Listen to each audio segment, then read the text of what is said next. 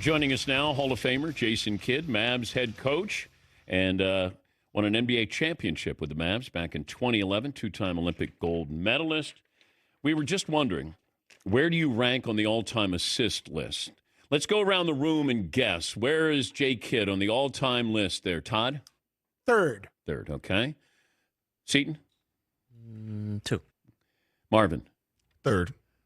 Paul? 2. I'm going to go 4. Where is J. Kidd on the all-time assist list? Stockton number 1, Chris Paul, new number 2 spot. Jason Kidd in the 3 spot. LeBron James on his heels. Is LeBron going to catch J. Kidd? He's got 508 to go. Man, you're getting kicked. You're getting kicked down here, man. How are you doing? I'm doing great, Dan. I'm doing great. Yes, that happens. I didn't play long enough. Best passer, though, in the history of the game is who? Not who had the most assists. Best passer. Best passer. I'm going to go with Stockton. Why is that? I think, the bounce pass, he had big hands, could take it off the dribble, could pause with it. Some would say it's maybe double dribble, but I think he knew how to manipulate the ball off the dribble and being able to find his target, and he had some pretty good targets. Okay, but when did carrying become legal in the NBA? In 1960. 60? Well, it's always been a part of the game. Well, no, like now it's just you can have your hand on the bottom of the ball and then go. Was it Iverson who started it? I don't think it was Iverson. I think it's the guy we were just talking about. Stockton was the first guy to carry the ball. I think if you look at Stockton, he knew how to manipulate the dribble. Was he dirty? He was smart. Where were you on lottery night? Lottery night. I was in Newport Beach at a board meeting for Go Rental. And I thought, okay, well, we're going to probably fall backwards instead of going forward. So my phone started to go crazy during the meeting. And I kept texting the person back saying, are you sure it's not you're missing a 1? Because he goes, you're in the top 4. And I mean, 14. And he goes, no.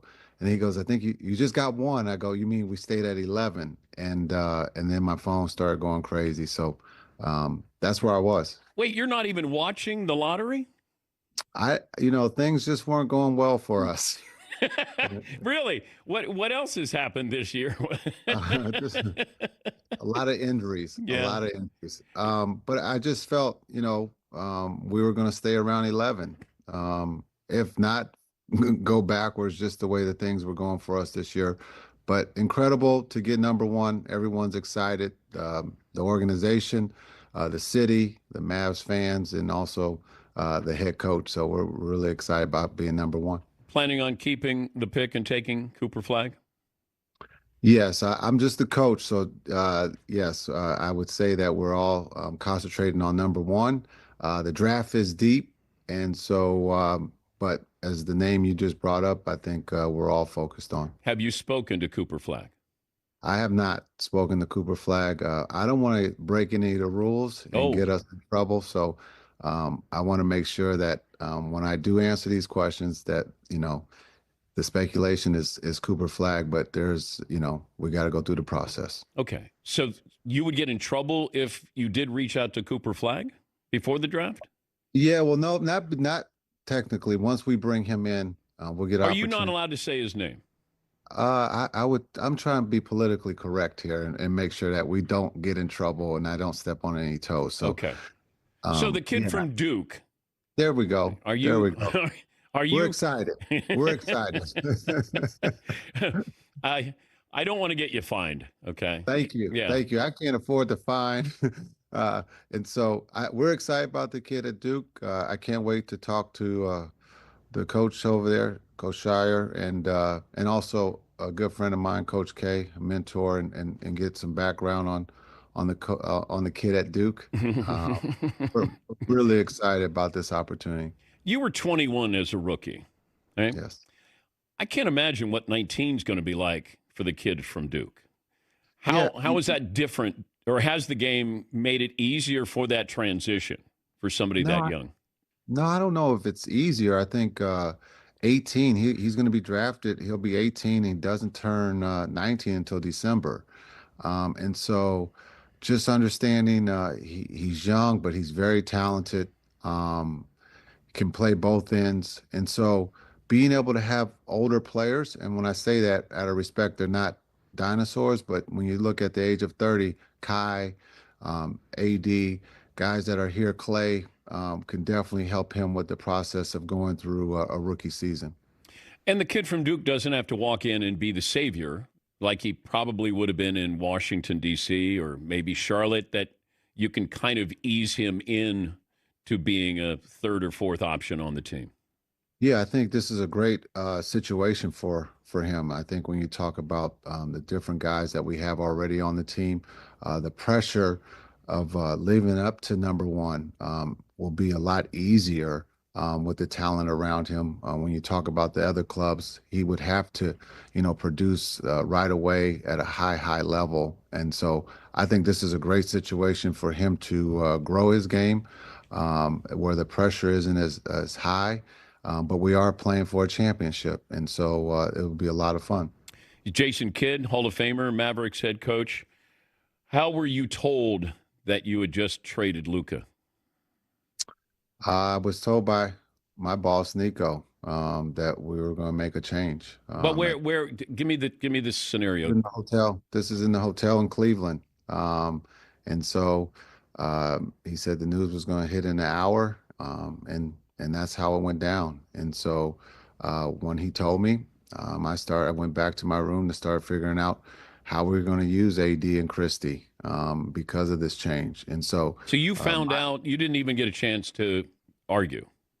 No, there is no arguing. This is what was going to take place. And so for me, it's to move forward. From past experiences as a player, I've been traded the day after Christmas, I think, from Dallas to Phoenix, and thinking they were trading Jimmy or Jamal, and they told me that they were trading me. And so just understanding that the train keeps moving, and I thought my players and my coaching staff did an incredible job with, once they heard the news of preparing to keep moving forward, and especially with all the trade and the injuries, I thought we did an incredible job.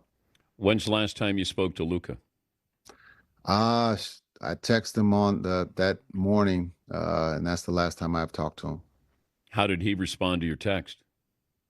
I don't think he was too happy. And just again, from the experience of being traded, maybe being surprised, upset, feelings are high. But again, I love the opportunity of coaching Luka. He's an incredible person, and we all know his talent is one of the best in the world. And so, again, my mindset is to deal with the cards that I'm dealt, and keep pushing forward. And I've always said this publicly and privately. I wish Luka the best. He's one of the best players in the world.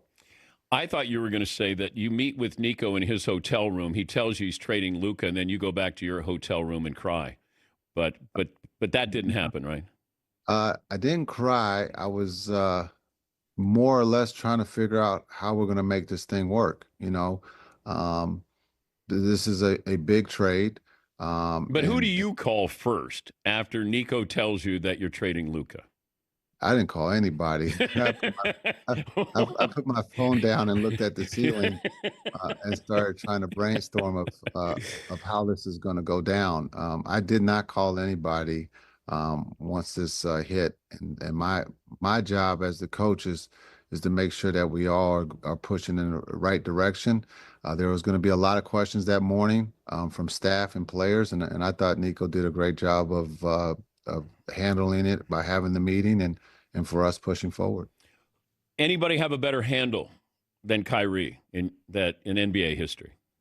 Ooh, I'm gonna say no, but I'm gonna say there's some close seconds when you talk about Isaiah Thomas, Detroit Isaiah Thomas. Underrated, by the way. Ooh, very underrated. Very underrated. But why is that?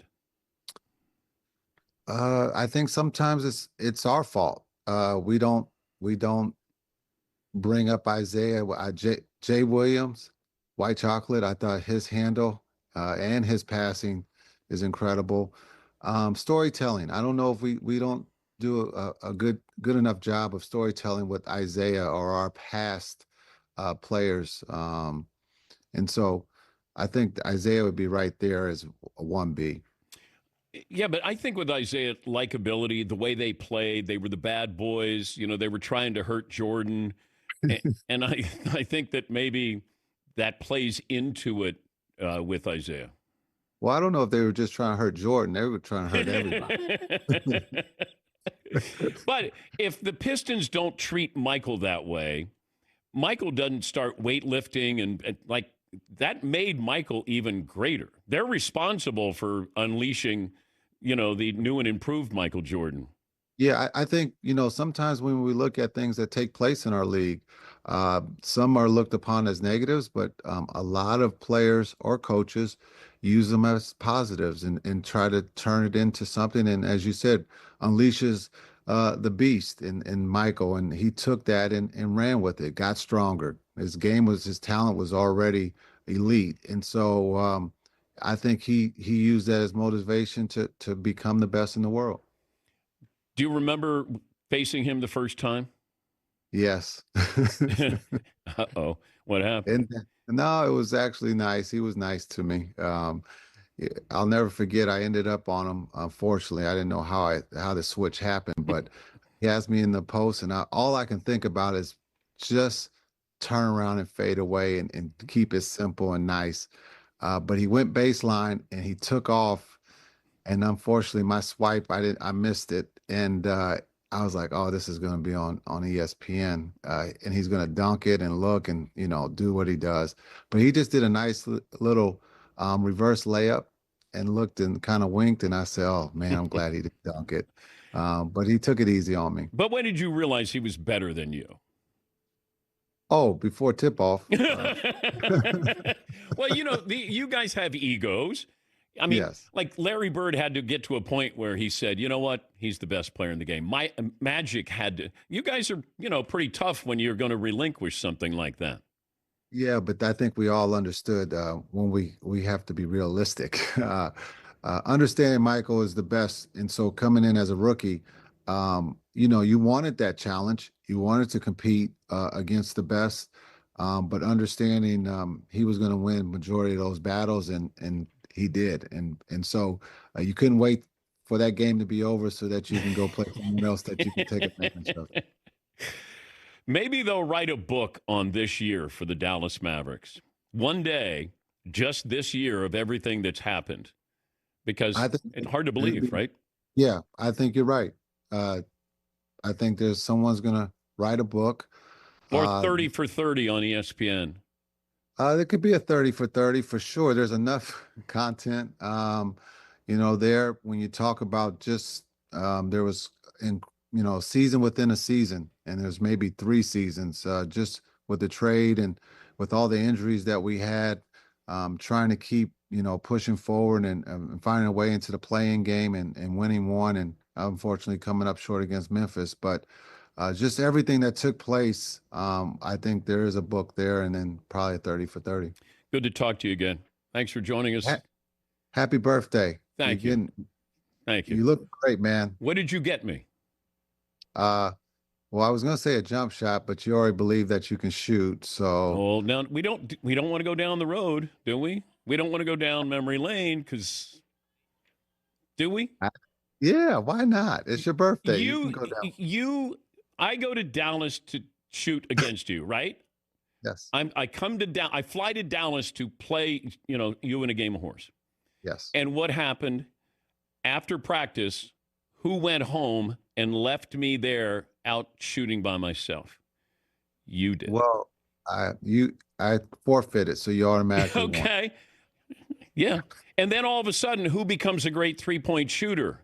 You do.